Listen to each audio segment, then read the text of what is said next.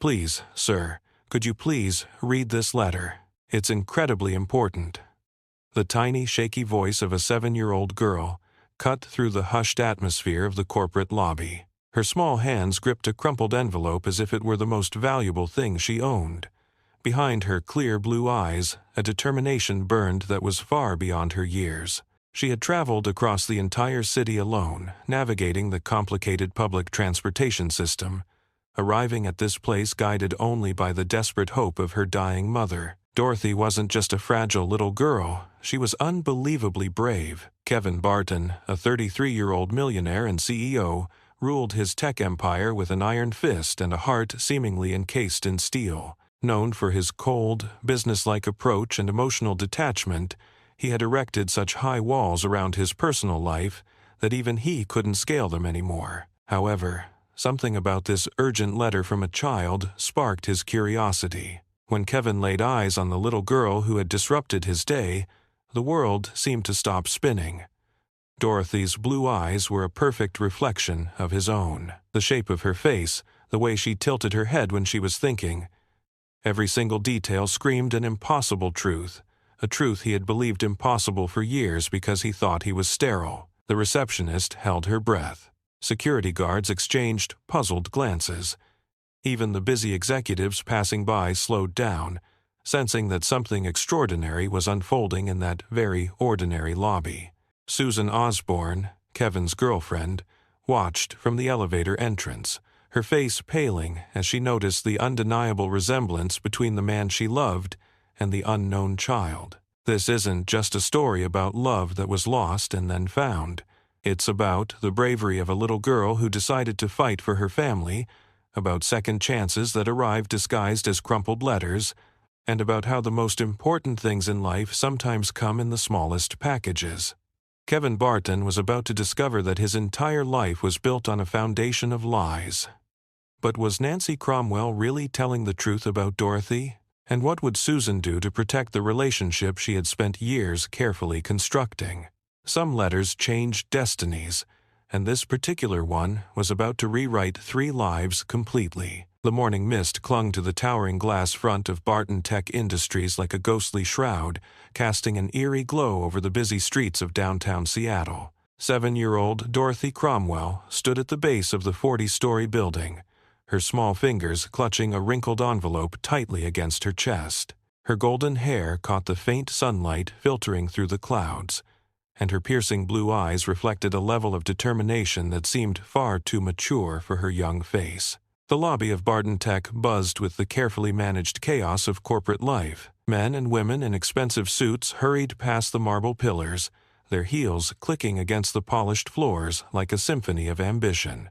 Dorothy approached the large reception desk where a woman with perfectly styled auburn hair and a crisp navy blazer sat in front of a computer screen. "Excuse me, ma'am," Dorothy said, her voice barely audible as she stood on her tiptoes to see over the desk. The receptionist, Margaret Harrison, looked down in surprise at the unexpected visitor. "Well, hello there, sweetheart," Margaret said, her professional demeanor immediately softening. "Are you lost? Where are your parents?"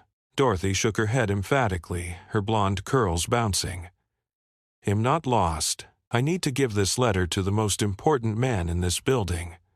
Mommy said it's very, very important." She held up the envelope with both hands as if it were made of the most precious glass. Margaret glanced around the lobby, unsure of how to handle this strange situation. "What's your name, honey?" "Dorothy Cromwell, and this letter is for the boss man. Mommy wrote it, and she said I had to make sure he reads it today because Dorothy's voice faltered slightly. She might not be able to write any more letters soon." The innocence in Dorothy's voice, combined with the seriousness of her words, sent a chill down Margaret's spine. She looked at the envelope, noticing the careful handwriting that spelled out Kevin Barton, CEO, urgent and personal in elegant script. "Sweetie, Mr. Barton is a very busy man. Has in meetings all day." "Please," Dorothy interrupted, her blue eyes filling with tears that she stubbornly refused to let fall. "Mommy said this is the most important letter she's ever written. She said it might save both of us." Margaret felt her heart clench. Something about this little girl's desperation deeply resonated with her maternal instincts. Going against all company protocol, she picked up her phone and dialed Kevin Barton's direct line. 40 floors above, Kevin Barton sat in his corner office, a monument to success and isolation. Floor-to-ceiling windows offered a sweeping view of Elliott Bay, but Kevin rarely noticed the beauty outside. His dark hair was perfectly styled, his charcoal gray suit was flawlessly pressed, and his steel blue eyes were intently focused on the quarterly reports spread out across his mahogany desk. At 33, Kevin had built Barton Tech from a small software startup into one of Seattle's most successful technology companies. But his success had come at a high price. His office felt more like a fortress than a workplace, designed to keep the world at a safe distance. The walls were covered with awards and accolades, but noticeably lacking any personal photographs or mementos that might hint at a life beyond his corporate achievements. His phone buzzed, breaking his concentration. "Mr. Barton," Margaret's voice came through the intercom. "I have a very unusual situation down here. There's a little girl who is insisting on delivering a letter to you personally. She says it's urgent." Kevin's jaw tightened in irritation. "Margaret, you know I don't have time for sir. With all due respect, I think you should see this child. There's just something different about this situation. The letter is marked personal and urgent, and she seems genuinely distressed." Kevin closed his eyes and rubbed his temples, feeling the familiar tension headache begin to form. His day was already packed with back-to-back meetings, and he had absolutely no patience for interruptions, especially ones involving children. But Margaret had been with the company for 8 years and had never made such a request before. "Fine," he said curtly. "Send her up, but make it quick." As Margaret escorted Dorothy to the executive elevator, the little girl's eyes widened in wonder at the opulent lobby. Crystal chandeliers cast rainbow patterns on the walls, and abstract artwork worth more than most people's annual salaries adorned every corner. But Dorothy wasn't intimidated by the grandeur. She was solely focused on her mission. The elevator ride to the 40th floor felt like an eternity. Dorothy pressed her face against the glass wall of the elevator, watching Seattle shrink below. "It's like being in the clouds," she whispered to Margaret, who smiled despite her nervousness about breaking protocol. When the elevator doors opened with a soft chime, Dorothy found herself in an executive suite that looked more like a luxury hotel than an office space. Thick Persian rugs covered polished hardwood floors, and original oil paintings hung between mahogany-paneled walls. "Mr. Barton's office is just through those doors," Margaret said gently, pointing to a set of imposing double doors at the end of the hallway. "Remember, he's very busy, so try to be brief, okay?" Dorothy nodded solemnly and walked toward the doors with the measured steps of someone carrying the weight of the world on their small shoulders. She raised her tiny fist and knocked 3 times, the sound echoing in the quiet corridor. "Come in," a deep, authoritative voice called from within. Dorothy pushed open the heavy door and stepped into Kevin Barton's domain. The office was even more impressive than the rest of the suite, with a massive desk strategically positioned in front of windows that offered a commanding view of the Seattle skyline. Behind the desk sat a man who looked like he had stepped straight out of the cover of a business magazine. Kevin looked up from his computer screen, ready to deal with yet another interruption to his carefully scheduled day. But when his eyes fell on Dorothy, something unexpected happened. The irritated expression on his face froze, replaced by something that looked almost like recognition, although he couldn't understand why. The little girl standing in his doorway had the most startling blue eyes he had ever seen, eyes that seemed to mirror his own with uncanny precision.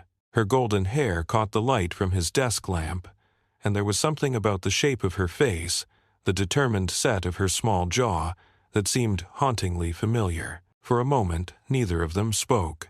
Kevin found himself studying Dorothy's features with an intensity that surprised him, while Dorothy stood frozen in the doorway, suddenly aware of the gravity of the moment her mother had prepared her for. "Are you the boss man?"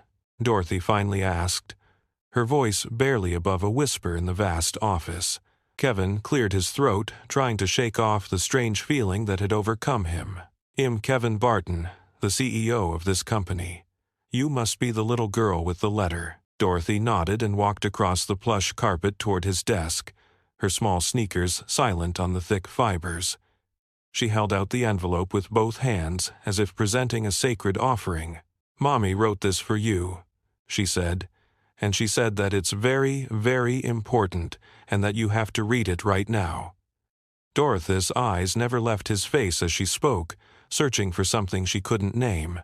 Kevin took the envelope, noting how the paper felt slightly damp from Dorothy's nervous perspiration. The handwriting on the front was elegant but shaky, as if written by someone fighting against physical weakness. Something about that handwriting tugged at a memory buried deep in his mind, but he couldn't quite place it. He opened the envelope carefully, aware that Dorothy was watching his every movement with intense concentration. As he unfolded the letter, a faint scent of lavender wafted up from the paper, a fragrance that sent an unexpected jolt of recognition through his system. The letter was written on simple stationery, but the words it contained would shatter Kevin's carefully constructed world. "My dearest Kevin, I know this letter will come as a shock to you, and I pray you will find it in your heart to read it completely before making any judgments. My name is Nancy Cromwell, though you knew me once as Nancy Peterson. 8 years ago, we shared something beautiful together, something that created the most precious gift I have ever received, our daughter, Dorothy." Kevin's hands began to tremble as he read, his breath catching in his throat. Nancy Peterson. The name hit him like a physical blow, bringing with it a flood of memories he had spent years trying to suppress. Nancy, with her radiant smile and gentle touch, Nancy, who had left him broken and believing in nothing but his own isolation. Nancy, whom he had loved more than life itself. "I know what you must be thinking," the letter continued, "and I know the circumstances under which we parted were painful and confusing. But Kevin, our daughter needs you now, and I have nowhere else to turn. I am dying. The doctors give me perhaps 2 months, maybe less. I have exhausted all my savings on treatments that have only delayed the inevitable. Dorothy doesn't know how sick I am, but she knows that something is terribly wrong." Kevin's vision blurred as he read, his successful businessman's facade cracking with each word. He glanced up at Dorothy, who was still watching him with those impossibly familiar blue eyes, and felt his world shifting on its axis. "Dorothy is everything good about both of us. She has your intelligence, your determination, and your beautiful eyes. She has been my strength through this illness, caring for me with a maturity that breaks my heart. She deserves so much more than I can give her now. She deserves a father who can provide for her, protect her, and love her the way every child should be loved." Kevin's chest felt tight, as if he couldn't draw enough air into his lungs. The little girl standing before him, this child who had seemed so familiar, was claiming to be his daughter, but that was impossible. He was sterile. The doctors had told him years ago that he would never be able to have children, a fact that had driven a wedge between him and every relationship he had ever attempted. "I know you believed you could never have children." Nancy's letter seemed to read his thoughts. "But the doctors were wrong, Kevin. Dorothy is living proof of that. She is 7 years old, born 9 months after that last beautiful night we spent together before everything fell apart. I never told you about the pregnancy because by then you believed I had betrayed you, and I was too proud and too hurt to fight for us anymore." Kevin's mind raced back to that terrible time 8 years ago. He remembered the photos that Susan had shown him, pictures that appeared to show Nancy with another man. He remembered the anonymous phone calls telling him that Nancy was cheating, the witnesses who claimed to have seen her in compromising situations. The evidence had seemed overwhelming, and his trust, once broken, had never fully healed. "I don't expect you to believe me immediately," the letter continued, "but I beg you to look at Dorothy and see the truth for yourself. More importantly, I beg you to get to know her. She is the most wonderful person I have ever known, and if something happens to me, she will have no one. Her grandparents are gone, and I have no siblings. You are her only hope for a future filled with love and security." The letter concluded with Nancy's address and a phone number, along with a desperate plea for Kevin to visit them, if not for my sake, then for Dorothy's. The signature at the bottom was barely legible, as if Nancy had used the last of her strength to finish this final communication. Kevin set the letter down with trembling hands and looked up at Dorothy, seeing her with entirely new eyes. The shape of her nose, the way she tilted her head when she was thinking, the stubborn set of her jaw. It was like looking at a feminine version of his own childhood photographs. "Dorothy," he said softly, his voice thick with emotion. "How old are you, sweetheart?" 7, Dorothy replied, holding up 7 small fingers. "It'll be 8 in December." December 15th. Kevin's breath caught. December 15th was exactly 9 months after the last night he had spent with Nancy. The timeline matched perfectly, and the physical resemblance was undeniable. But more than that, there was something about Dorothy's presence that felt like coming home, as if a part of him he hadn't known was missing had suddenly been restored. Before he could respond, his office door burst open without a knock. Susan Osborne strode in, her high heels clicking aggressively against the hardwood floor. She was dressed in a fitted red dress that emphasized her curves, her dark hair pulled back in a severe bun that accentuated her sharp cheekbones. At 29, Susan was undeniably beautiful, but there was a hardness in her brown eyes that became more pronounced when she was angry or felt threatened. "Kevin, darling, we're supposed to be at lunch with the Richardson account in 10 minutes.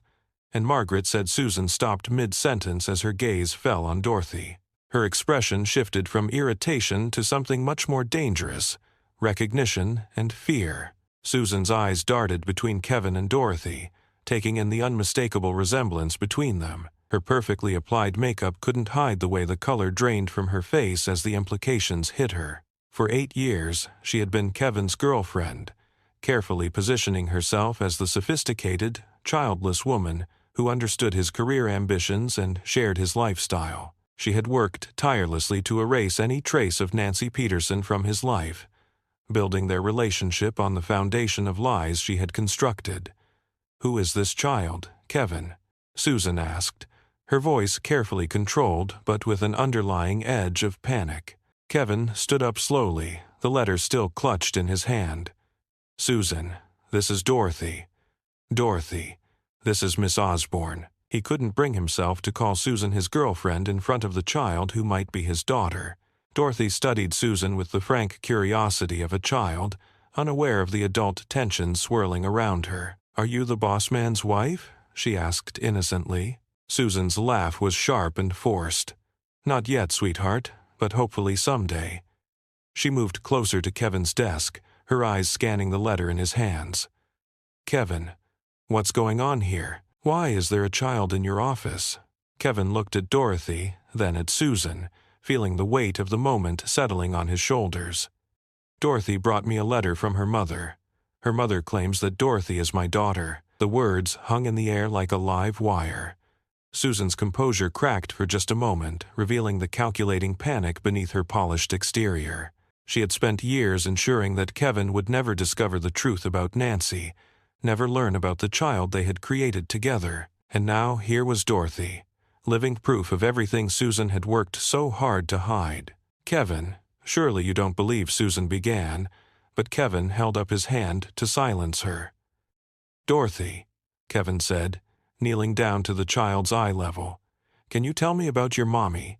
Is she very sick?" Dorothy's lower lip trembled slightly, the first crack in the brave facade she had maintained all morning. "She gets really tired all the time, and sometimes she can't eat. She tries to hide it when she cries, but I hear her at night. The doctors keep giving her medicine, but it doesn't seem to help very much." Kevin felt his heart breaking at the child's words. Whether or not Dorothy was his biological daughter, she was clearly a little girl in crisis, dealing with adult problems that no child should have to face. "Where do you live, Dorothy? How did you get here today?" "We live in an apartment on Capitol Hill. Mommy gave me money for the bus, and she wrote down the directions for me. She said, I'm a very smart girl, and that I could find you all by myself." Dorothy's pride in her accomplishment was evident despite the circumstances that had brought her there. Kevin's mind reeled at the thought of a 7-year-old navigating the Seattle bus system alone, carrying what might be the most important letter of his life. The courage it must have taken for Dorothy to make that journey and for Nancy to send her spoke to a desperation that cut him to the core. "Kevin," Susan interjected, her voice tight with barely controlled emotion, "you can't possibly be considering that this child is yours. Remember what the doctors told you years ago. You can't have children."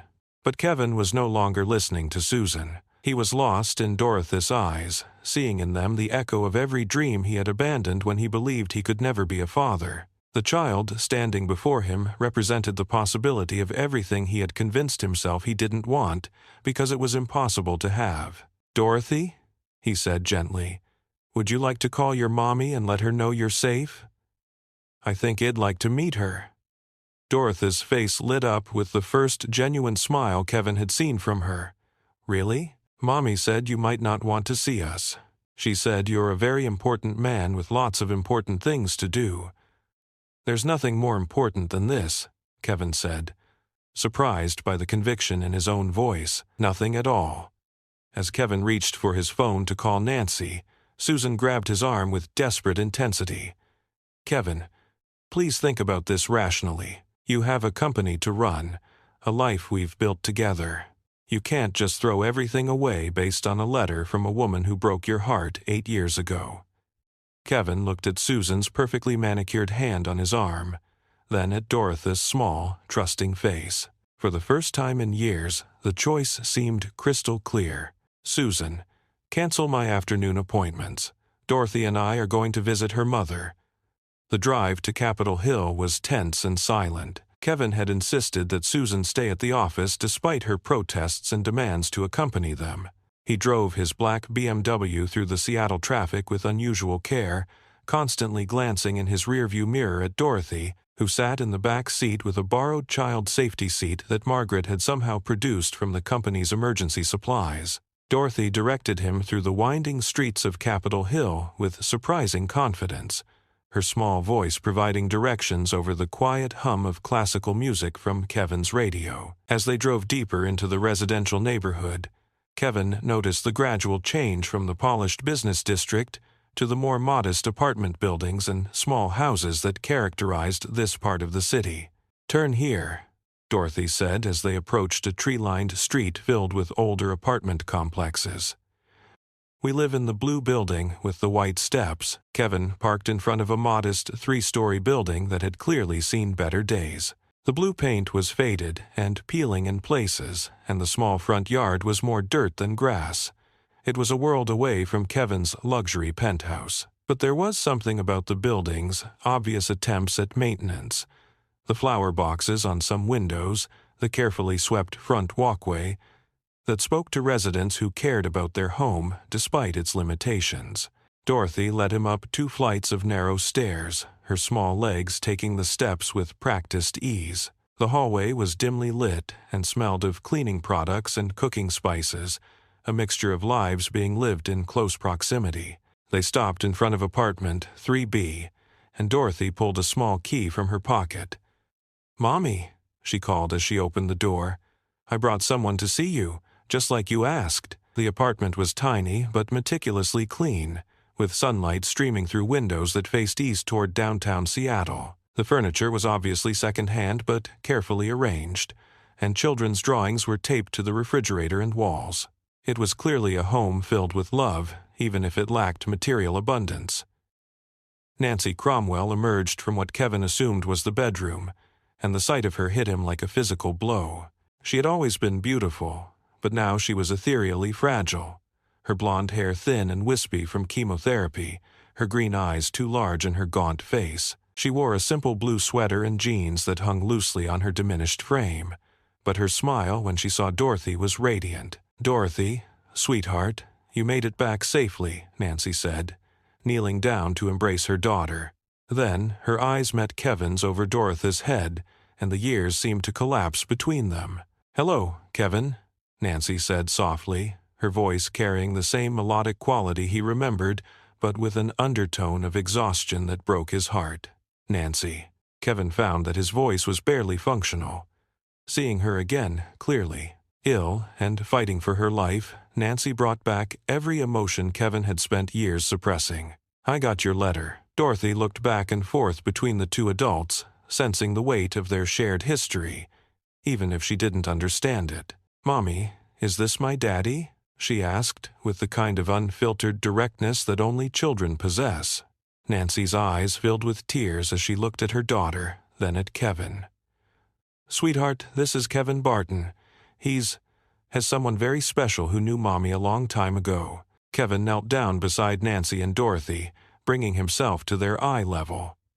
Up close, the resemblance between himself and Dorothy was even more striking. They had the same eye color, the same shape of face, even the same small dimple in the left cheek that appeared when they smiled. Dorothy, he said carefully, your mommy and I need to talk about some grown-up things. Would you mind playing in your room for a little while?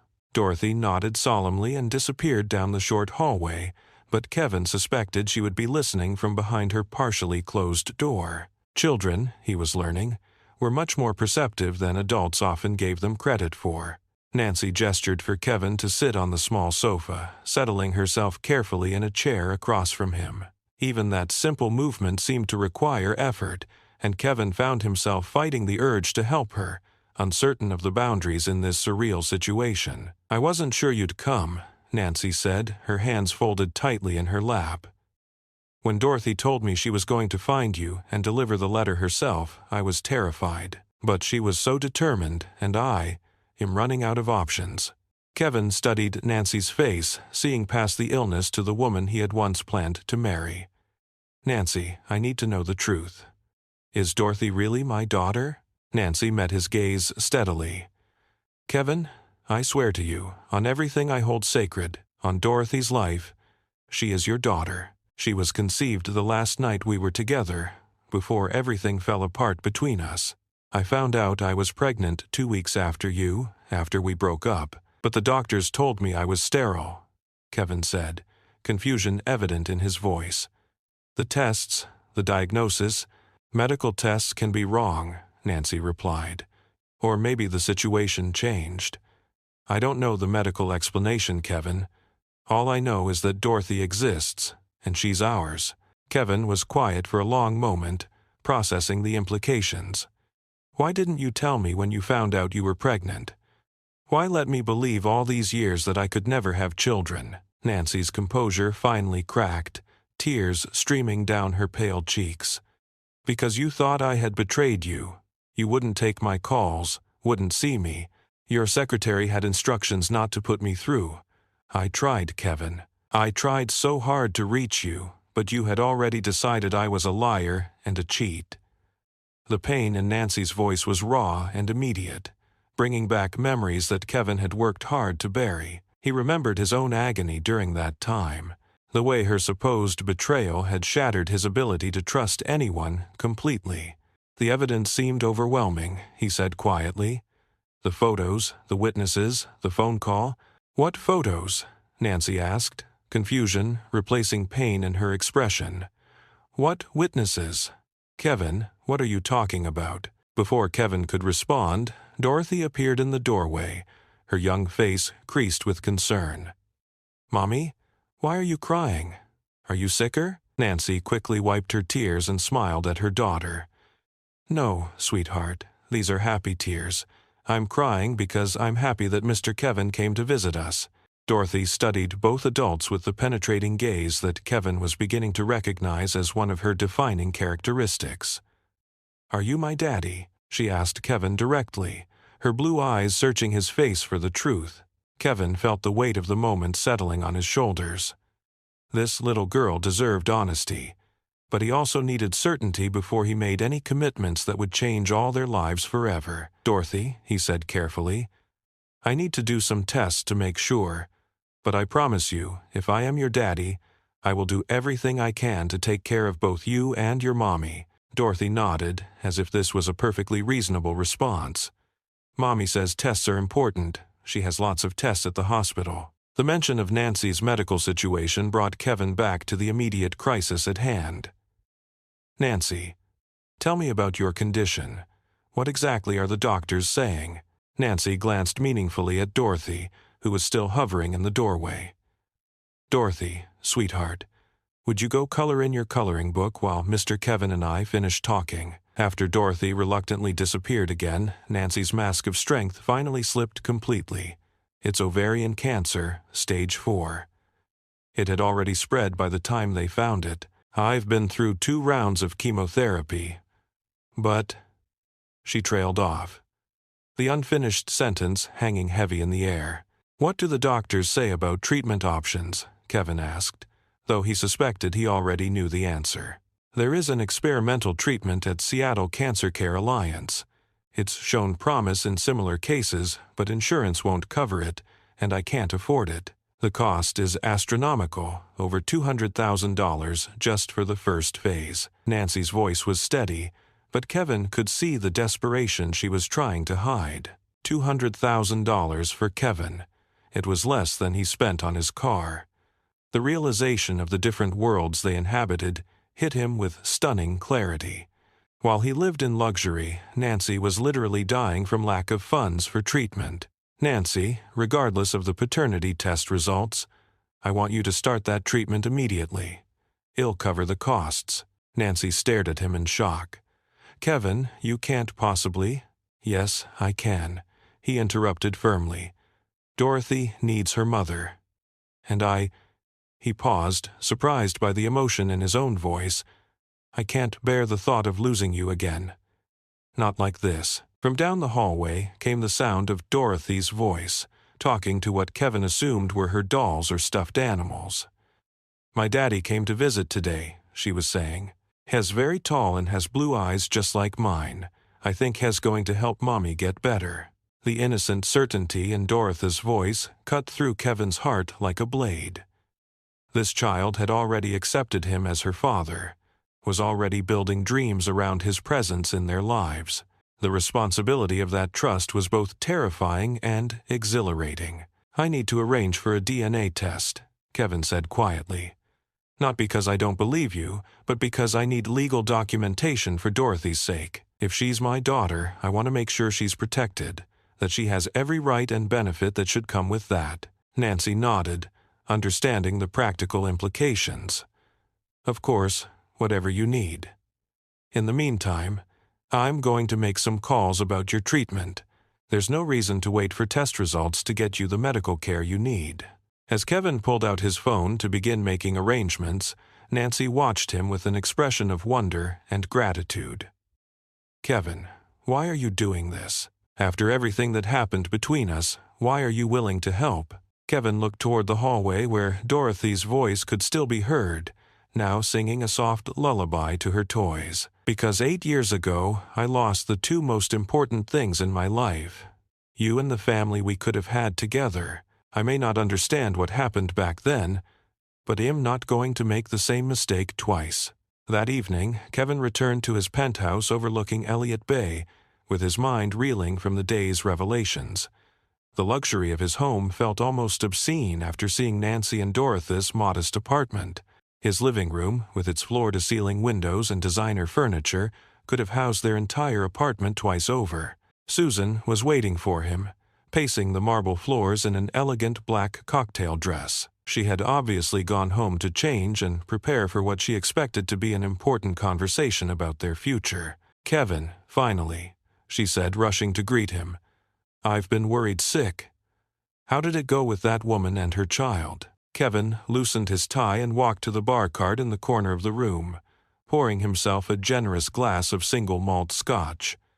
Her name is Nancy. Susan. Nancy Cromwell, and her daughter's name is Dorothy. Fine, Nancy and Dorothy, Susan said impatiently. What did they want? Money? Some kind of settlement to go away? Kevin turned to face Susan, seeing her clearly for perhaps the first time in their 2-year relationship. She was beautiful, sophisticated, and ambitious. Everything he had thought he wanted in a partner. But looking at her now, he realized how cold her beauty was, how calculating her every move. They didn't want anything except for me to know the truth, Kevin said. Nancy is dying, Susan. She has cancer, and she wanted me to know that Dorothy is my daughter. Susan's laugh was sharp and bitter. Kevin, please, you can't have children. We've discussed this countless times. It's one of the reasons our relationship works so well. Neither of us wants to be tied down by children. The medical diagnosis was wrong, Kevin said quietly, or circumstances changed. I don't know the exact explanation, but Dorothy is my daughter. The resemblance alone is proof enough, but I've arranged for a DNA test to make it official. Susan's composure began to crack, revealing the desperation beneath her polished exterior. Kevin, you can't be serious. You have responsibilities here. The company needs you. I need you. We have plans for our future together. What kind of future, Susan? Kevin asked, genuinely curious. A future where I work 18-hour days and you attend charity events and plan vacations. A future where we congratulate ourselves on our success while my daughter grows up without a father? Your alleged daughter, Susan corrected sharply. Kevin, this woman abandoned you 8 years ago. She broke your heart, remember? Now she's dying and desperate, so she shows up with some child and claims it's yours. Can't you see what she's doing? Kevin studied Susan's face, noting the panic barely concealed beneath her anger. Something about her reaction seemed disproportionate to the situation.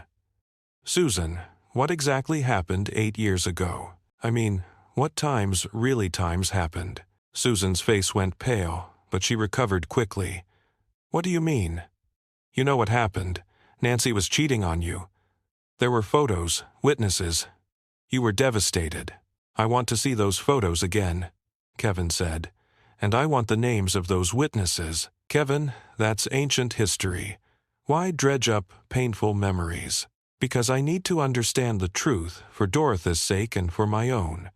Kevin's voice carried a note of steel that Susan had rarely heard. I've made arrangements for Nancy to begin treatment at Seattle Cancer Care Alliance tomorrow. I've also arranged for Dorothy to stay with a nanny during the day while Nancy undergoes therapy. Susan stared at him as if he had lost his mind. You're paying for her treatment, Kevin? That will cost hundreds of thousands of dollars for a woman who betrayed you and a child who probably isn't even yours. Even if Dorothy isn't my biological daughter, which I believe she is, she's an innocent child whose mother is dying. How could I live with myself if I had the power to help and chose not to? Susan's mask finally slipped completely, revealing the calculating woman beneath. Because it's not your responsibility. Because you have obligations to the people who have stood by you, who have built a life with you. Because throwing money at some woman's sob story isn't going to bring back whatever fantasy relationship you think you had with her 8 years ago. Kevin set down his scotch glass with deliberate care, the crystal ringing against the marble countertop. Susan, I think you should leave. Kevin, please don't let emotions cloud your judgment.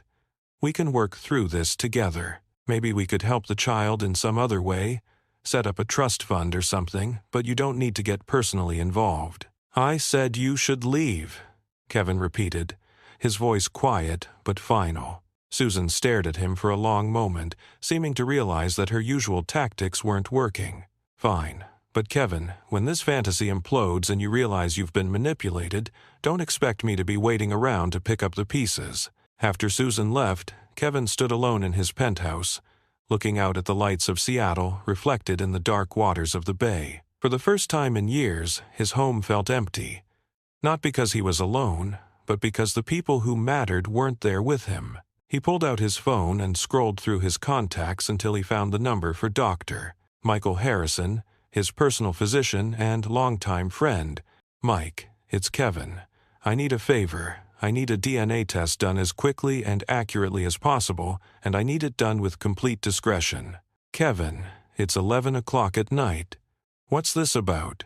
Kevin walked to his window, looking out over the city where Nancy and Dorothy were probably sleeping in their small apartment. Mike, I think I might be a father. The next morning, Kevin arrived at Nancy and Dorothy's apartment with coffee, fresh pastries from a French bakery, and a car seat properly installed in his BMW. Nancy answered the door, wearing the same clothes from the day before, but she had attempted to style her thinning hair and apply a small amount of makeup. Kevin, you didn't have to bring breakfast, Nancy protested, but gratefully accepted the coffee. Mommy, look, Dorothy exclaimed, running to the window. There's a really fancy car outside. It's so shiny. That's Mr. Kevin's car, sweetheart, Nancy explained. Has going to drive us to the hospital today. Dorothy's eyes widened with excitement. Really? Can I sit in the front seat? You'll sit in the back seat with a special car seat, just like a race car driver, Kevin said, kneeling down to Dorothy's level. Safety first, right? As they drove to the Seattle Cancer Care Alliance, Kevin found himself studying Dorothy in the rearview mirror. She chattered continuously, pointing out interesting buildings, asking questions about how cars worked, and wondering aloud about whether the hospital would have good food in their cafeteria. Dorothy, you're quite the conversationalist, Kevin observed. What's a conversationist? Dorothy asked, struggling with the big word. It means you're really good at talking and asking interesting questions, Kevin explained, smiling at her in the mirror. Mommy says I ask too many questions sometimes, Dorothy replied thoughtfully. But she says curious people learn more about the world. Nancy reached back from the front seat to squeeze Dorothy's hand. That's right, sweetheart. Questions are how we discover new things. The Seattle Cancer Care Alliance was a modern facility nestled in the heart of the city's medical district. As they walked through the gleaming lobby, Dorothy stayed close to her mother's side, her usual chatter subdued by the clinical atmosphere. Kevin found himself fighting an unexpected surge of protectiveness as he watched Nancy navigate the check-in process with practiced efficiency. Mrs. Cromwell, the receptionist said warmly, Dr. Martinez is ready to see you, and I understand your treatment has been approved for immediate start. Nancy looked at Kevin with tears in her eyes. Yes, that's correct. While Nancy was whisked away for consultations and preparation, Kevin and Dorothy found themselves in the children's waiting area, a cheerfully decorated space with books, toys, and a small play kitchen. Are you scared for Mommy? Dorothy asked suddenly, settling beside Kevin on a child-sized couch that barely accommodated his tall frame. The directness of her question caught him off guard. Yes, I am a little scared. Are you? Dorothy nodded solemnly. I'm scared all the time, but Mommy says being brave doesn't mean you're not scared. It means you do the right thing even when you're scared. Kevin felt something shift in his chest as he looked at this remarkable little girl. Your mommy is very wise and very brave. Are you going to be my daddy? Dorothy asked, her blue eyes searching his face with heartbreaking hope. Kevin chose his words carefully. Dorothy, I hope very much that I am your daddy. We need to do a special test to make sure, but regardless of what that test says, I promise you that I will always be here to help take care of you and your mommy. Dorothy considered this for a moment, then reached over and took his hand in both of her small ones. I think you are my daddy. You have the same hands as me. See? She placed her tiny palm against his much larger one, and Kevin was amazed to see that she was right. They had the same long fingers, the same shape to their nails. 3 hours later, Nancy emerged from the treatment area looking exhausted but hopeful. The experimental chemotherapy would be administered over several months, with treatments 3 times per week. The doctors were cautiously optimistic about her response to the new protocol. How do you feel, Mommy? Dorothy asked, wrapping her arms around Nancy's waist. Tired, but hopeful, Nancy replied honestly. Dr. Martinez thinks this new medicine might help me get better. As they prepared to leave the hospital, Kevin's phone buzzed with a text from Dr. Harrison. The DNA test could be conducted that afternoon, with results available within 48 hours. Kevin showed the message to Nancy, who nodded her agreement. The DNA test itself was simple and quick, just a cheek swab for both Kevin and Dorothy. Dorothy found the whole process fascinating, asking the lab technician dozens of questions about how they could tell if people were related just from spit. It's like a puzzle, sweetheart, the technician explained patiently. Everyone has special markers that they get from their mommy and daddy. If Mr. Kevin is your daddy, you'll have some of the same markers he has. Like a secret code? Dorothy asked excitedly. Exactly like a secret code. That evening, Kevin insisted on taking Nancy and Dorothy to dinner at a family restaurant near their apartment. As they sat in a booth, sharing pizza and talking about Dorothy's school and her favorite subjects, Kevin felt a sense of rightness that he hadn't experienced in years. "Tell me about your life, Dorothy," Kevin said as she carefully picked pepperoni off her pizza slice. "What do you like to do for fun?" "I like to read," Dorothy said seriously, "and I like to draw pictures, and I help Mommy with cooking and cleaning because she gets tired easily." Nancy's expression grew sad as she listened to her daughter describe the adult responsibilities she had taken on. "Dorothy is my little helper," she said softly. "Sometimes I think she takes care of me more than I take care of her." "Mommy, that's what families do," Dorothy said matter-of-factly. "They take care of each other." Kevin found himself profoundly moved by this 7-year-old's wisdom and maturity.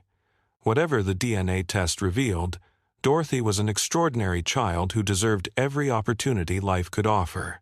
After dinner, Kevin walked them back to their apartment, carrying a sleeping Dorothy in his arms.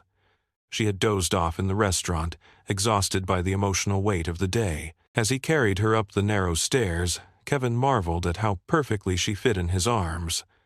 How natural it felt to hold her. "She likes you," Nancy observed quietly as Kevin gently placed Dorothy on her small bed, not bothering to change her clothes. "I like her too," Kevin replied, smoothing Dorothy's blonde hair away from her face. "She's remarkable, Nancy. You've done an incredible job raising her." Nancy smiled sadly. "I've done my best, but it hasn't been easy. There are so many things I wish I could give her.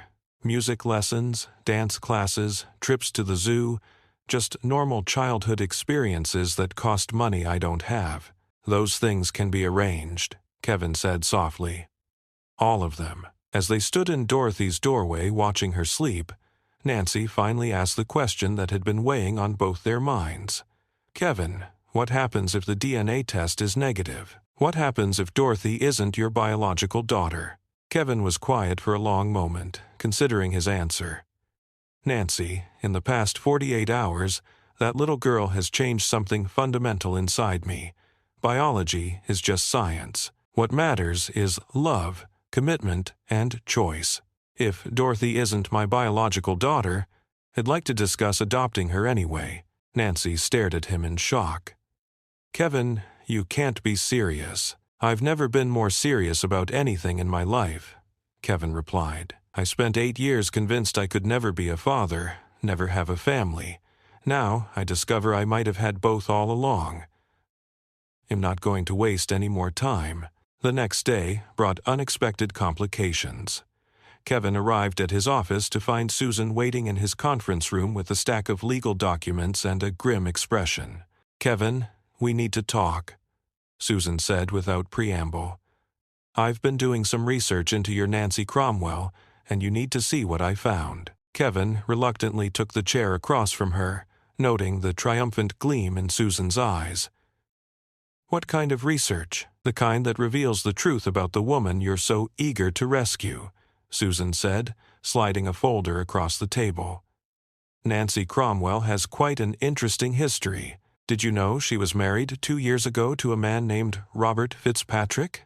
Kevin's blood ran cold as he opened the folder to find copies of a marriage certificate and several photographs showing Nancy in a wedding dress, kissing a tall man with dark hair. "The marriage was annulled after 6 months," Susan continued, her voice dripping with false sympathy. "Apparently, Mr. Fitzpatrick discovered that Nancy had been less than honest about several aspects of her past, including the existence of a child." Kevin stared at the documents, feeling the familiar sensation of having the ground shift beneath his feet. "When was this marriage?" 2 years ago, which means Nancy was playing house with another man while raising the child she claims is yours. Kevin, doesn't this pattern seem familiar? Doesn't it remind you of what happened 8 years ago?" Before Kevin could respond, his assistant knocked on the conference room door. "Mr. Barton, Dr. Harrison is on line 1. He says it's urgent regarding the test results you've been waiting for." Kevin's heart pounded as he reached for the phone. It had only been 36 hours since the DNA test was administered, but Dr. Harrison had promised to rush the results. "Mike, what do you have for me?" "Kevin, I have the preliminary results. I wanted to call you immediately because—" Dr. Harrison paused, and Kevin could hear papers shuffling in the background. "Kevin, the test results are negative. There's no biological relationship between you and the child." The words hit Kevin like a physical blow.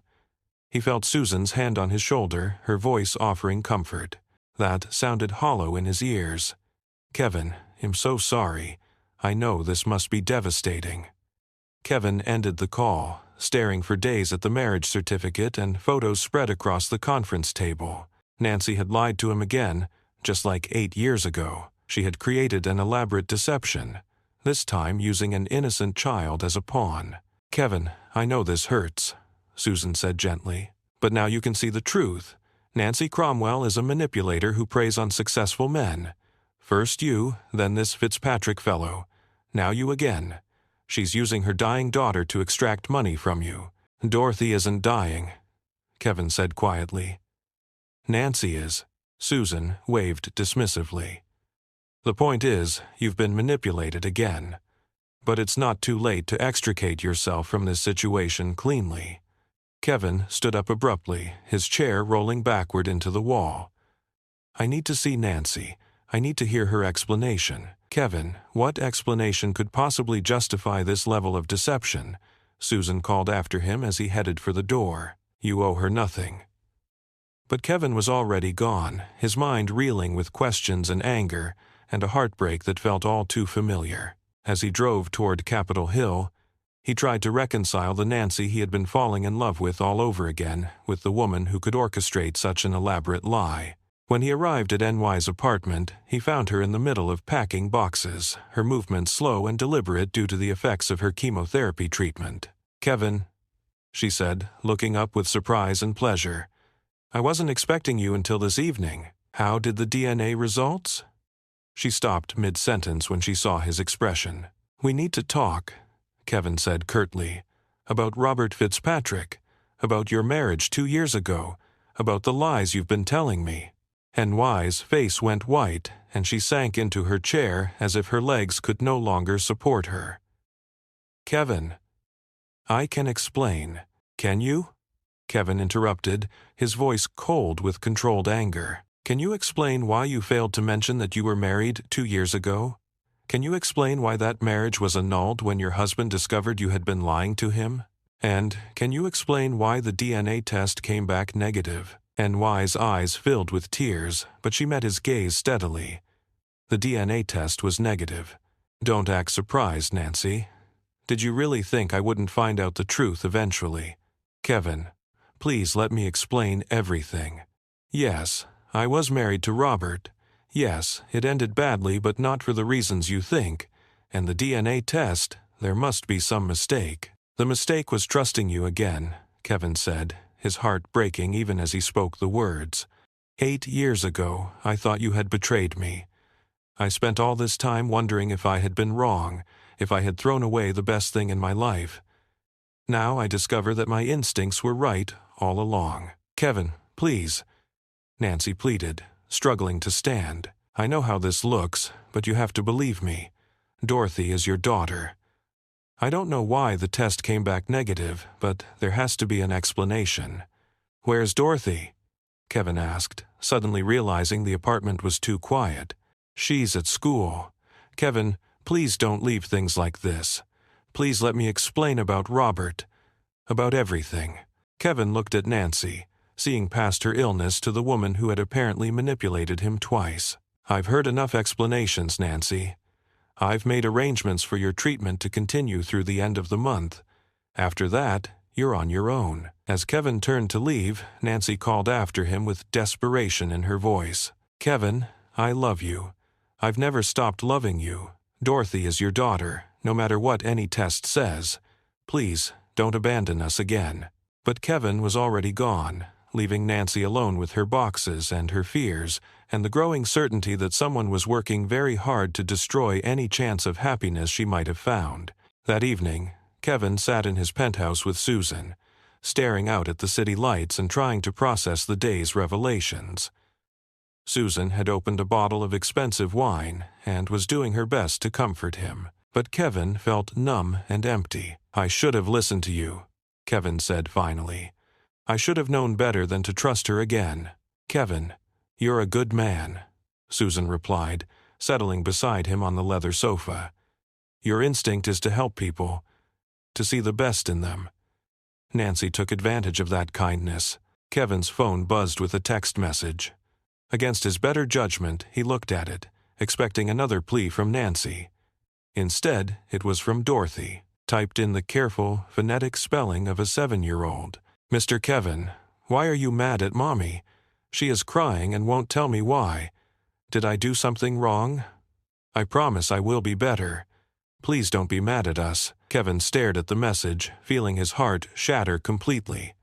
Whatever Nancy had done, Dorothy was an innocent victim caught in the crossfire of adult deceptions and broken trust. "Who's texting you?" Susan asked, noticing his expression. "Dorothy, she's asking why I'm angry with her mother." Susan's expression hardened slightly. "Kevin, you can't let a child's emotions manipulate you. Nancy is probably coaching her on what to say." But Kevin couldn't shake the image of Dorothy sitting in her small apartment, confused and frightened by the sudden absence of the man she had begun to think of as her father. He typed back carefully, "Dorothy, you didn't do anything wrong. You are perfect just the way you are. Sometimes grown-ups have disagreements that have nothing to do with little girls. Take care of your mommy." Dorothy's response came back immediately. "Will you still be my daddy, even if you are mad at Mommy?" Kevin stared at the question that cut to the heart of everything he was feeling. Whether or not Dorothy was his biological daughter, she had already claimed a place in his heart. Could he really walk away from her because of NY's deceptions? Before he could answer, another text arrived. "Mommy says the test was wrong. She says, sometimes tests make mistakes. I think you're my daddy because you have my eyes." Kevin set his phone down and walked to the window, his reflection staring back at him from the dark glass. Behind him, Susan was watching his every move with calculating eyes. "Kevin, you can't seriously be considering continuing this relationship after everything you've learned today." "Dorothy didn't lie to me," Kevin said quietly. "Dorothy didn't deceive me or manipulate me. Dorothy is just a little girl who needs someone to care about her. Dorothy is NY's daughter, not yours. You have no legal obligation to her, no moral responsibility. You've already paid for NY's medical treatment, which is more than generous under the circumstances." Kevin turned from the window to face Susan, seeing her clearly for perhaps the first time in their relationship. "Susan, when did you become so cold? When did you become someone who could dismiss a child's welfare so easily?"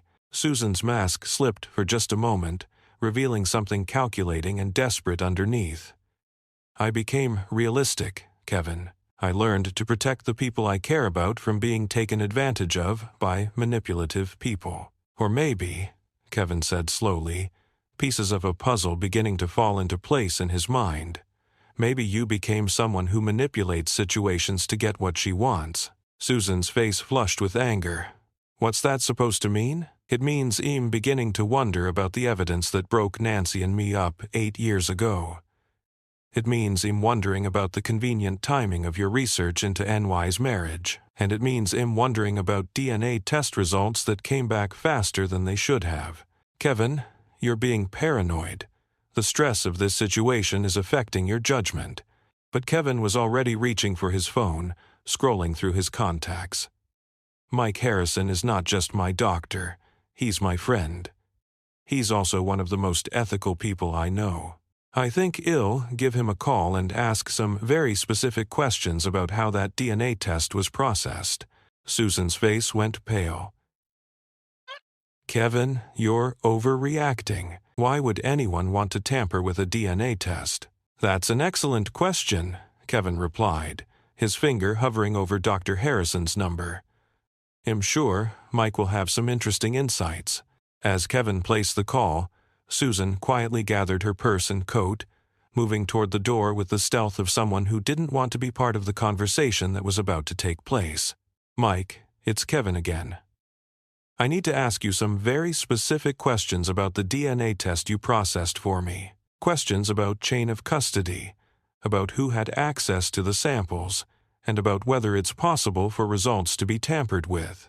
Dr. Harrison's voice was puzzled but concerned. Kevin, those are odd questions. Is there some reason you suspect the results might not be accurate? Let's just say, I'm beginning to question whether everyone involved in this process had honest intentions. Kevin, I have to tell you, there was something unusual about your test. Susan Osborne called my office yesterday morning, claiming to be calling on your behalf. She wanted to know about the processing timeline and the security protocols we use. My staff told her those details were confidential. Kevin's blood ran cold. But what, Mike?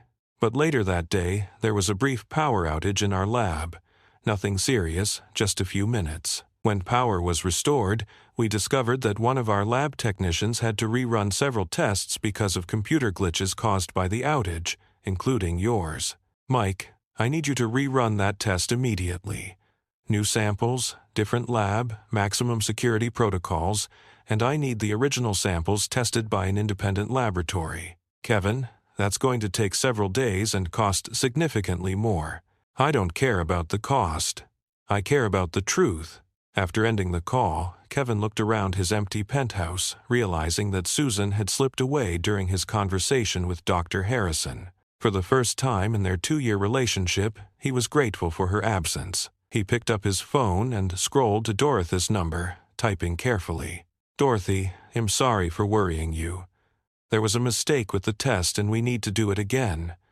I hope that's okay with you. Her response came back within minutes. Yes, it's okay. Mommy says mistakes happen all the time. She says the important thing is fixing them. Are you coming to see us tomorrow? Kevin smiled for the first time in 24 hours.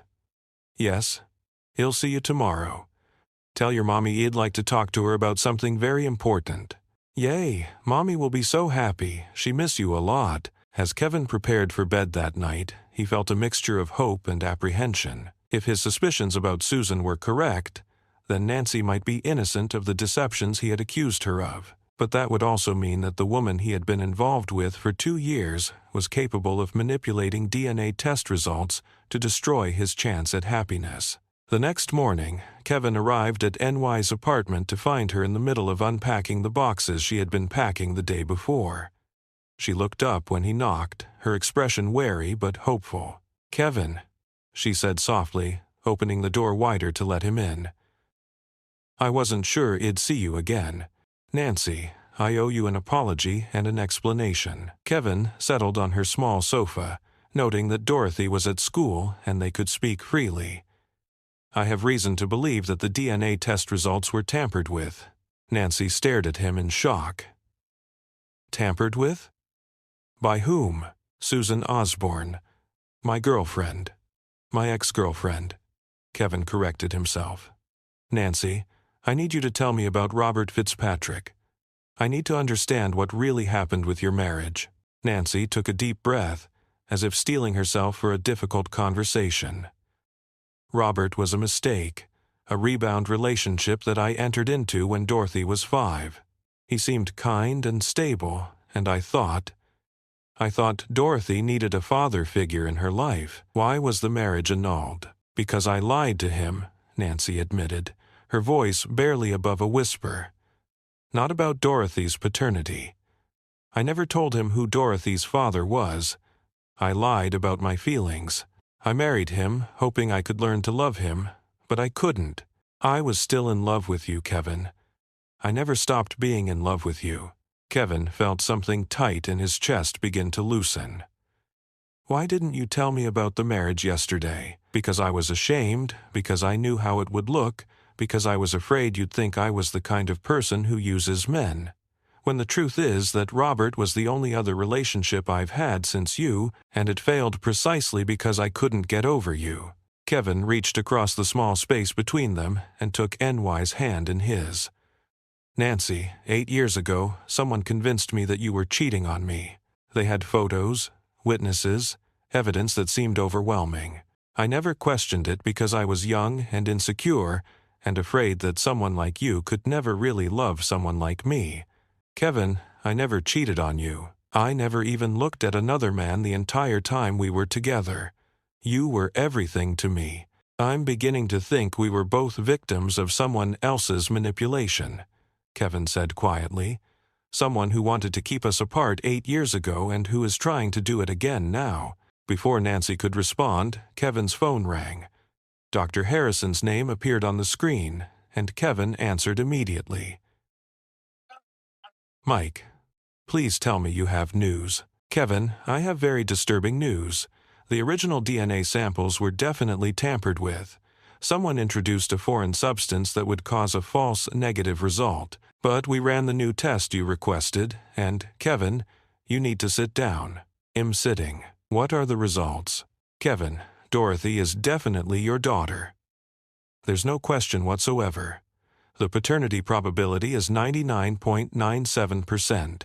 Kevin felt the world shift back into focus, colors becoming brighter and sounds becoming clearer. He looked at Nancy, who was watching his face with desperate hope.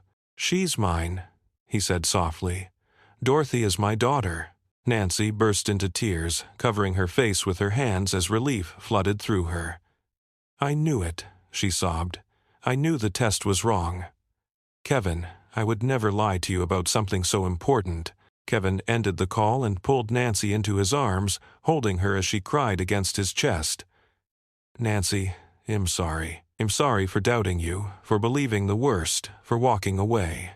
I'm sorry for 8 years of missed bedtime stories and birthday parties and first days of school. You're here now," Nancy whispered against his shirt. "That's what matters. You're here now." They held each other in the small apartment, two people who had lost 8 years of their lives to lies and manipulation, finally finding their way back to each other. When Nancy finally pulled back to look at his face, Kevin gently wiped the tears from her cheeks. "Nancy, there's something else we need to discuss. I think Susan was involved in what happened 8 years ago, too. I think she's been manipulating both of us for a very long time." NY's eyes widened with understanding. "Susan Osborne?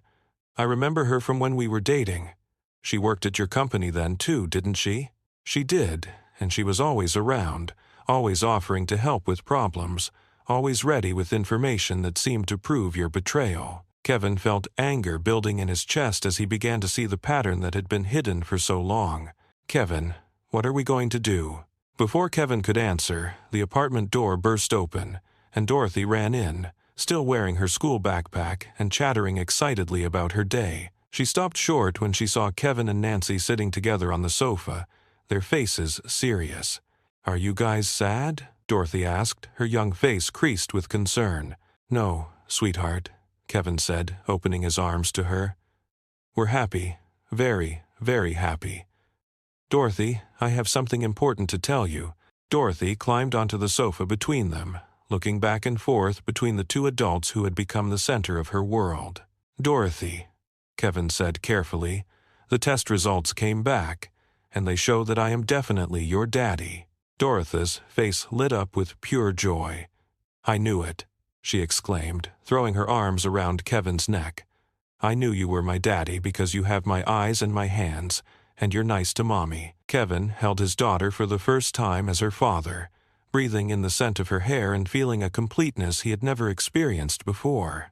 Over Dorothy's head, he met NY's eyes and saw his own feelings reflected there. Love, relief, and determination to protect their family from anyone who might try to tear them apart again. "Daddy," Dorothy said, pulling back to look at his face, "does this mean you're going to live with us now?" Kevin looked at Nancy, seeing the question in her eyes as well. "Dorothy, would you like that more than anything in the whole world?" Dorothy said seriously. "Then you could read me bedtime stories and help me with my homework and teach me how to drive your fancy car when I'm big enough." Kevin laughed, the sound rich and full of joy. "I think I'd like that very much too." But even as Kevin basked in the happiness of finally being united with his family, he knew that Susan wasn't going to give up easily. She had invested too much time and effort in keeping them apart to simply accept defeat. The battle for their family was just beginning. That evening, Kevin returned to his penthouse to find Susan waiting for him once again. But this time, she wasn't alone. A tall man in an expensive suit stood beside her, and Kevin recognized him immediately from the photographs Susan had shown him. "Robert Fitzpatrick." "Kevin?" Susan said with false brightness.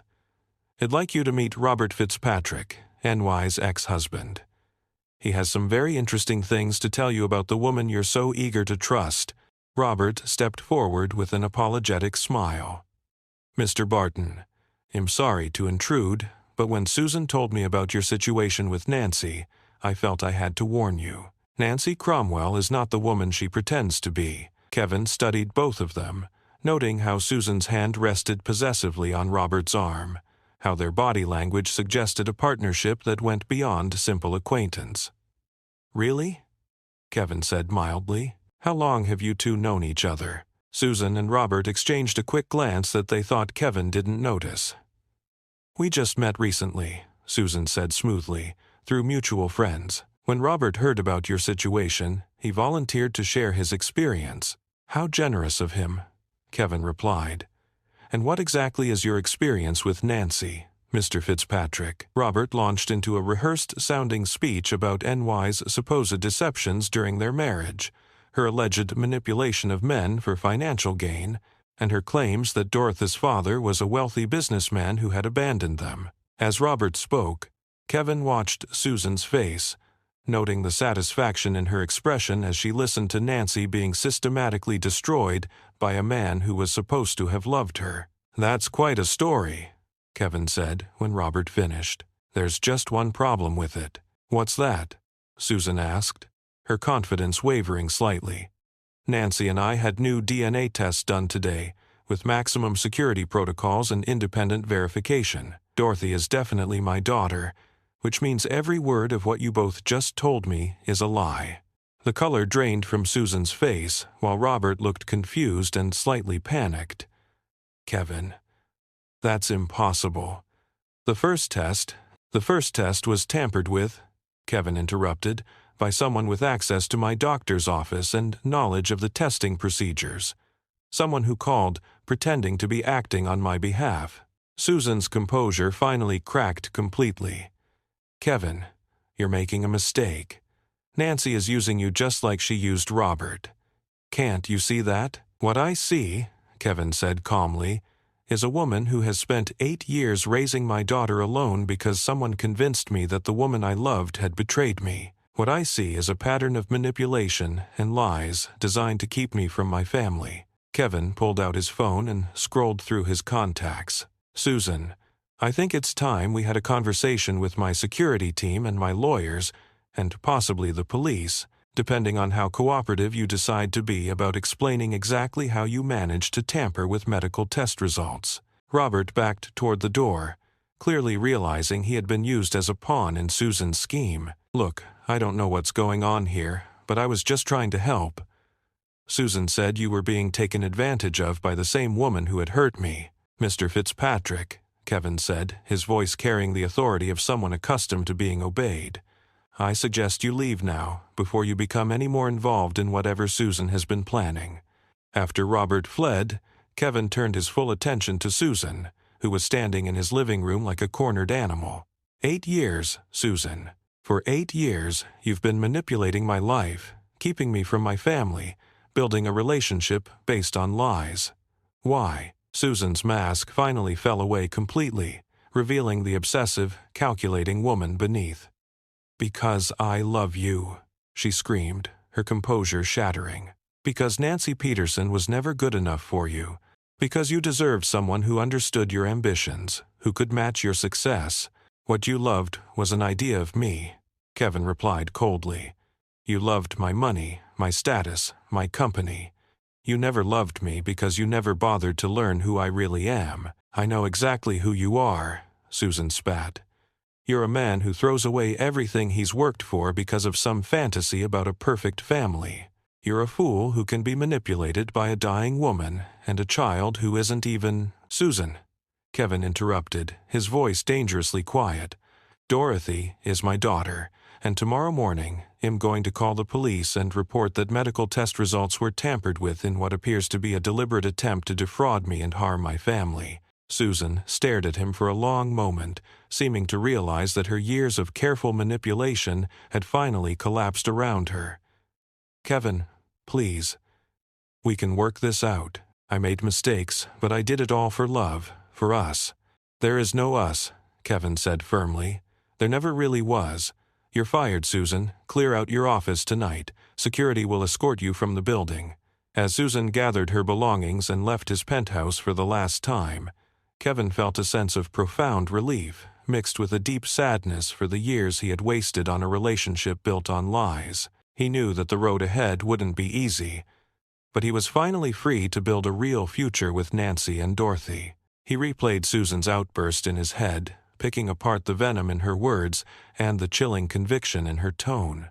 It was as if he'd been dating a fictional character all along, and the real Susan, the one who craved control and justified her actions with a warped sense of love, had finally emerged. He wondered how she'd managed to keep up the facade for so long, and how many other aspects of his life she'd secretly influenced.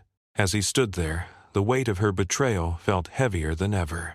Not just the tampering with the DNA results, but the subtle manipulations that had kept him isolated from his friends, the carefully curated image she'd projected to the world, and the constant reinforcement of his insecurities that had made him question his judgment. He realized that he'd been so caught up in her charm and her ambition that he'd failed to see the darkness that lurked beneath the surface. With Susan gone, Kevin felt like he could finally breathe again. It was as if a heavy cloud had lifted, allowing him to see the world in a new light. He immediately phoned Nancy to tell her that Susan had been confronted and removed from his life. He could practically hear her sigh of relief over the phone line, and it solidified his resolve to protect her and Dorothy from any further harm. That night, Kevin barely slept. His mind raced with thoughts of the past, the present, and the future. He kept replaying the moments with Susan, searching for clues that he had missed, and trying to understand how he could have been so blind. He also thought about Nancy and Dorothy, and the new life they were building together. He knew that it wouldn't be easy, but he was determined to make it work. He spent hours researching Susan's background, looking for anything that could shed light on her motivations. He contacted former colleagues, old acquaintances, and even distant relatives, piecing together a picture of a woman who had always been driven by ambition and a need for control. He learned about her childhood, her academic achievements, and her professional successes, but he also uncovered a pattern of broken relationships, betrayed friendships, and a willingness to do whatever it took to get ahead. The more he learned, the more he understood the extent of her manipulation. She had been playing a long game, carefully positioning herself in his life and subtly influencing his decisions. He had been a pawn in her grand scheme, a means to an end. As dawn approached, Kevin finally began to feel a sense of peace.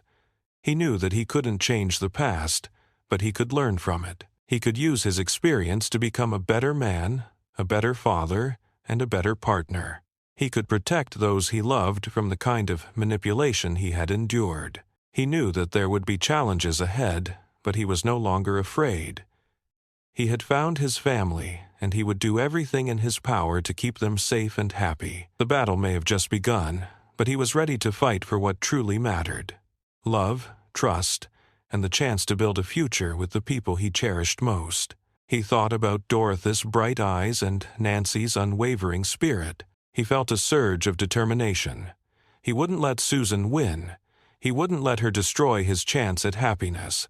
He would rebuild, he would protect, and he would love with all his heart. His phone rang, jolting him from his thoughts. It was Nancy. "Hey," he answered, his voice still rough with sleep. "Hey," she said softly. "Are you okay?" "Yeah," he replied. Okay, just thinking." "Thinking about Susan?" "Yeah, but also thinking about us." "And Dorothy." There was a pause. "Me too," she said quietly. "I'm glad it's over. With Susan, I mean." "Me too," he said, "more than you know." "What are you going to do now?" she asked. He thought for a moment. "I don't know," he said honestly. "But whatever I do, it's going to be with you and Dorothy. You're my family now." He could hear her smile through the phone. "I like the sound of that," she said. "Me too," he replied. "Me too." Kevin got out of bed and walked to the window, watching the city come to life. The sun was rising, casting a golden glow over the buildings. It was a new day, a new beginning, and he was ready for it. He knew that the road ahead wouldn't be easy, but he was finally on the right path. He was with the woman he loved, and he had a daughter who adored him. What more could he ask for? He turned away from the window and started getting ready for the day. He had a family to take care of, a life to rebuild, and a future to look forward to, and he wouldn't let anyone, not even Susan, take that away from him. Last time, Kevin felt a weight lift from his shoulders, a weight he hadn't even realized he was carrying. For the first time in 8 long years, his life was completely his own, finally free from all the manipulation and the endless lies. He eagerly picked up his phone and called Nancy, his heart racing with anticipation, hoping she'd answer. "Kevin?" Nancy answered almost immediately, her voice filled with a hopeful yet anxious tone. "Nancy, it's over," he declared, the relief evident in his voice. "Susan is gone, and I know the truth about everything from 8 years ago. About the DNA test, about all of it." Nancy's audible sob of relief echoed through the phone's speaker. "Kevin, does this mean? Does this mean?" "It means I love you," Kevin responded, the words flowing freely from his heart without any reservation whatsoever. "It means I want to be Dorothy's father and your husband, to finally be a part of the family I should have had all along." "Kevin," Nancy whispered, her voice choked with emotion. "I love you too. I never stopped loving you, not for a single day." "I'm coming over," Kevin said, already reaching for his car keys, eager to see her. "I want to read Dorothy a bedtime story tonight, as her father."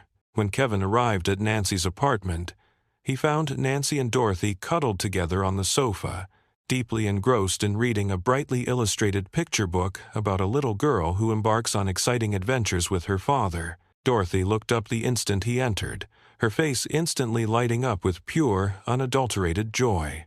"Daddy," she exclaimed, launching herself into his welcoming arms. "Mommy said you're going to stay with us now." "If that's what you want," Kevin responded, settling comfortably onto the sofa with Dorothy nestled securely in his lap and Nancy curled up contentedly against his side. "It's what I've wanted my whole life," Dorothy said with complete sincerity. "Seriously. Even before I knew who you were, I used to wish for a daddy who would love me and Mommy." Kevin glanced around the small apartment, which had quickly become more of a true home to him in just a few short days than his lavish penthouse ever had in all those lonely years. "Actually, I was thinking that maybe you and Mommy might like to come live with me," he suggested tentatively. "I have a very big house with lots of rooms and a huge yard where you could play to your heart's content." Dorothy's eyes widened dramatically with excitement and anticipation. "Really? Could we bring all my stuffed animals?" "We can bring everything that's important to you," Kevin promised without hesitation. As they all sat together, happily planning their future as a family, Kevin's phone buzzed, signaling an incoming text message from Dr. Harrison. He read the message aloud. "Kevin, I wanted you to know that the authorities are now very interested in the DNA test tampering case. Susan Osborne is going to have some serious legal problems because of this. Also, Nancy's treatment is showing encouraging early signs of success.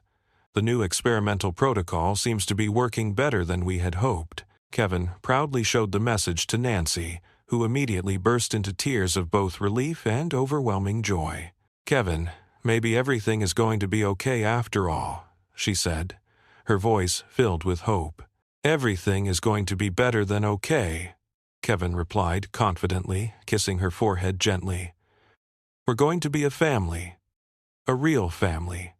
At long last." 3 months later, Kevin, Nancy, and Dorothy were all living together in Kevin's completely renovated penthouse, which had been lovingly transformed from a cold, sterile bachelor pad into a warm and inviting family home. Dorothy's colorful artwork adorned the refrigerator. Children's books overflowing with exciting stories filled the bookshelves, and the happy sound of laughter echoed joyfully through rooms that had been silent for far too long. Nancy's cancer treatment was progressing even better than anyone had dared to hope. Her hair was beginning to grow back, thicker and stronger than before, and her energy levels were slowly but steadily returning to normal. Most importantly, the very latest scans showed unequivocally that the experimental treatment was working wonders.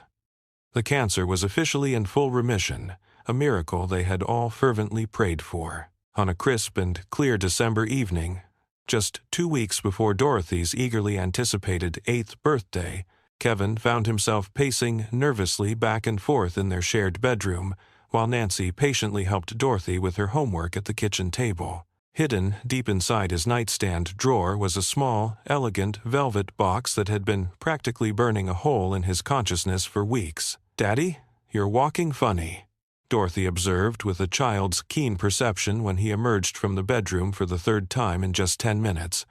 "Are your feet okay?" Nancy looked up from Dorothy's math worksheet, noting Kevin's obvious nervousness with amusement and a knowing smile. "Yes, Daddy, are your feet okay?" She playfully echoed Dorothy's question. Kevin took a deep, calming breath, realizing that all his elaborate plans for a perfectly romantic proposal seemed almost silly and unnecessary in the face of the simple, genuine, and all-encompassing love that filled their home every single day. "Actually, my feet are perfectly fine, but my heart is very full," he confessed with a warm smile. Dorothy tilted her head to one side with childlike curiosity and wonder. "What does that mean?" she asked, genuinely puzzled. Kevin knelt down beside Dorothy's chair, gently pulling the small velvet box from his pocket, his hands trembling slightly with anticipation. "It means that I love you and your mommy more than I ever thought it was possible to love anyone, and I was wondering if you would help me ask your mommy a very important question," he explained, his voice full of emotion. Dorothy's eyes widened dramatically with uncontainable excitement as she caught sight of the telltale ring box. "Is that what I think it is?" she asked, barely able to contain her excitement. "That depends entirely on what you think it is," Kevin responded with a loving grin at his daughter's infectious enthusiasm. "It's a ring for Mommy. You're going to ask her to marry you." Dorothy practically bounced up and down in her chair with sheer, unadulterated joy. Nancy covered her mouth with her hands, tears already welling up in her eyes as she watched the two most important people in her entire world share this incredibly special and intimate moment. "Dorothy," Kevin said, his voice serious and tender, "I need to ask you something first. Would it be okay with you if I married your mommy? Would you want me to be your daddy forever and always, legally and officially?" Dorothy immediately launched herself into Kevin's waiting arms, nearly knocking him off balance with the sheer force of her overwhelming enthusiasm. "Yes, yes, yes," she squealed with delight. "I want you to be my daddy forever, and I want you to marry Mommy so we can all have the same last name." Kevin stood up, still carefully holding Dorothy in his arms, and turned to face Nancy, who was watching them through happy tears of unbridled joy. "Nancy Cromwell," he began, his voice surprisingly steady despite the powerful emotions threatening to completely overwhelm him. "8 years ago, I foolishly thought I had lost you forever, that our love was gone. But just 3 months ago, I discovered that the very best parts of my life were actually still waiting for me, patiently waiting for me to finally be brave enough to claim them." He gently set Dorothy down on her feet and took Nancy's trembling hands in his, carefully balancing the small ring box in his open palm. "Nancy, you are without a doubt the strongest, the most beautiful, and the most incredible woman I have ever had the privilege of knowing. You raised our daughter to be brilliant and kind and absolutely fearless. You fought so hard for your life, so that you could be here for her, to watch her grow. You somehow found it in your heart to forgive me for doubting you, and you welcomed me back into the loving family you had built with such unwavering love and incredible determination." Nancy was now crying openly, but her radiant smile shone through her tears like the sun breaking through the clouds. "Kevin," Nancy began, her voice thick with emotion, "will you marry me? Will you let me spend the rest of my life making up for all the wasted years we so needlessly lost? Will you allow me to be the loving husband you so richly deserve, and the devoted father that Dorothy so desperately needs?" "Yes," Nancy whispered, her voice barely audible at first, then louder and more confident. "Yes, of course. Yes, 1,000 times yes." Kevin carefully slipped the exquisite ring onto Nancy's finger, a stunning solitaire diamond surrounded by a halo of smaller, sparkling stones that caught and reflected the light from every angle. Dorothy clapped her hands with unrestrained delight, dancing excitedly around the kitchen table in joyful celebration. "We're going to be a real family," Dorothy sang happily. "We're going to be the Bartons," as Kevin tenderly kissed Nancy, sealing their engagement and their renewed commitment to the bright and beautiful future they would build together. Dorothy continued her celebratory dance, already excitedly making plans for the upcoming wedding, for the wonderful family they would finally become, and for all the incredible adventures that lay ahead of them. 6 months later, on a perfect, sun-drenched June day overlooking the sparkling waters of Elliott Bay, Kevin and Nancy were finally married in a small, intimate ceremony attended by their closest friends and beloved family members. Dorothy served as the adorable flower girl, wearing a beautiful dress in the exact same shade of brilliant blue as her captivating eyes, and carrying a delicate bouquet of pristine white roses. She had insisted on being an integral part of the entire ceremony in every way possible, even writing her own heartfelt vows to both of her parents, expressing how incredibly happy she was to finally have a complete family at long last. Dr. Harrison, who had become not just Kevin's trusted physician but also a close and valued family friend, officiated the moving ceremony. In his heartfelt remarks, he spoke eloquently about the remarkable power of truth to heal even the deepest of old wounds and the vital importance of never, ever giving up on true love, even when it seems hopelessly lost forever. Susan Osborne was notably absent from the joyful occasion, currently serving a well-deserved prison sentence for numerous counts of fraud and conspiracy charges related to the deliberate tampering of medical records. Her elaborate and malicious scheme to destroy Kevin and Nancy's relationship had ultimately been her own complete downfall, exposing a long-standing pattern of manipulation and criminal behavior that extended far beyond their specific situation. As Kevin and Nancy exchanged their heartfelt vows, promising to love, honor, and protect each other through whatever challenges life might throw their way, Dorothy stood proudly beside them, with tears of pure happiness streaming down her young face. This brave little girl, who had been courageous enough to deliver a single letter that ultimately changed absolutely everything, had finally and deservedly gotten the loving family she had always dreamed of. In his heartfelt vows, Kevin spoke directly to Dorothy, as well as to Nancy, his voice filled with emotion. "Dorothy, you came into my life carrying a simple letter from your mother, but you brought me so much more than that. You brought me renewed purpose, immeasurable joy, and the incredible chance to finally be the loving father I always so desperately hoped I could be. I promise you, with all my heart, that I will never let anything or anyone ever separate our family again."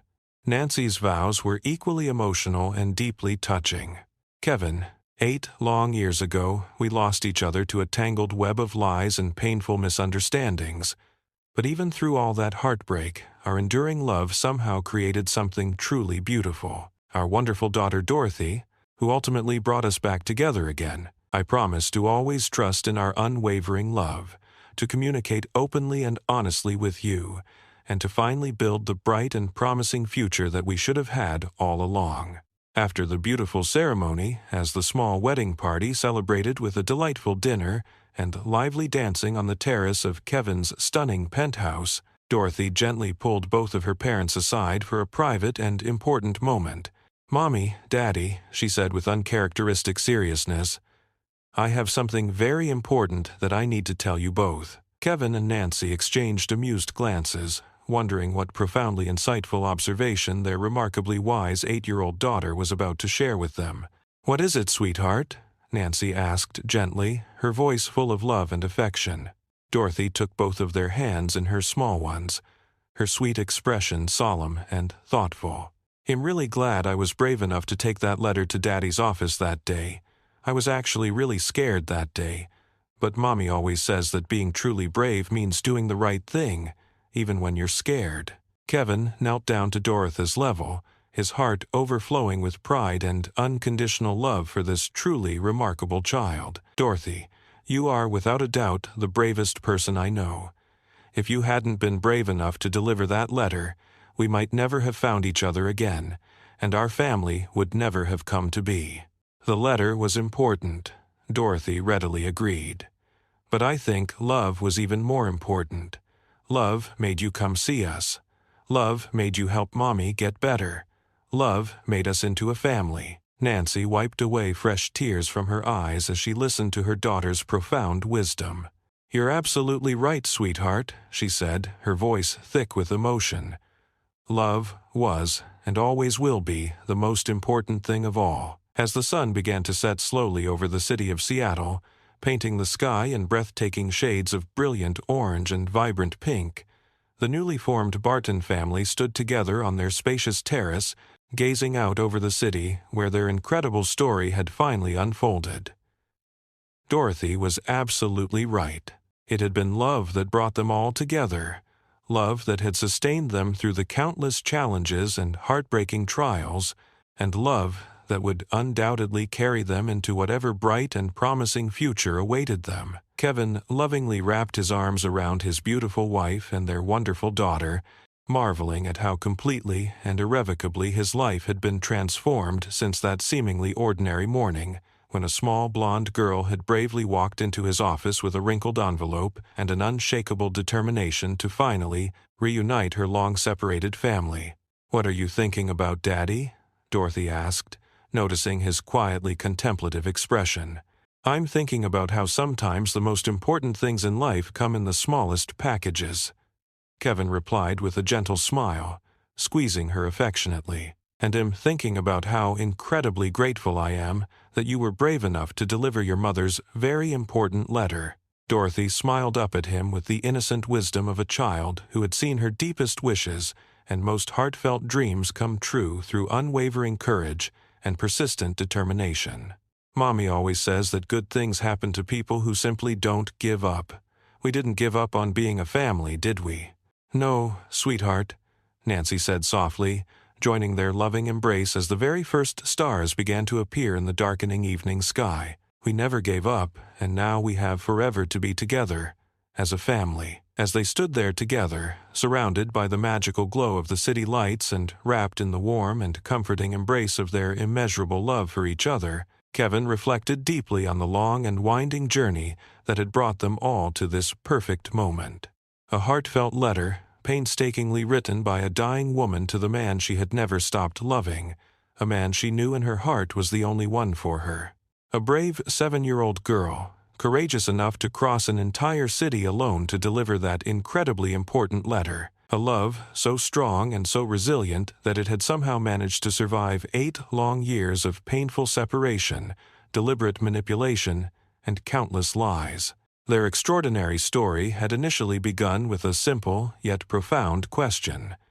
"Can you please read this letter? It's very important." But over time, it had blossomed into something far more significant. A true testament to the enduring power of family, the undeniable strength of true love, and the unwavering courage required to fight for the precious people who matter most in our lives. The life-changing letter that had changed everything was now carefully framed and proudly hanging in Dorothy's bedroom, a constant and tangible reminder of the day a little girl's extraordinary bravery had finally brought her loving family home for good. But even more than that, it served as an enduring symbol of hope and irrefutable proof that sometimes, against all the seemingly insurmountable odds, love truly does conquer all. As the happy Barton family headed back inside to continue their joyful celebration, Dorothy skipped playfully ahead of her parents, her excited voice carrying back to them on the gentle evening breeze. "Tomorrow I'm going to write letters too. Letters to all my friends, telling them all about my wedding and my new daddy, and how dreams really do come true if you're brave enough to make them happen."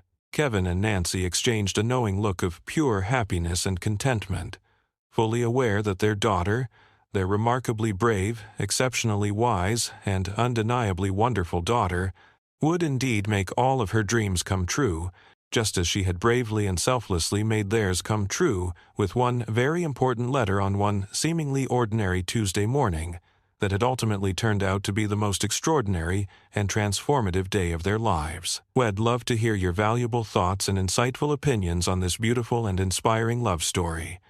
Please let us know what you thought of this moving tale, filled with raw emotions and heartwarming surprises. Tell us your name, where you're watching from, and give this touching story a rating from 0 to 10 if it resonated with your heart. And if you thoroughly enjoyed the captivating plot, don't forget to leave a like on the video and subscribe to our channel so you don't miss any of the amazing new stories coming your way very soon. See you next time.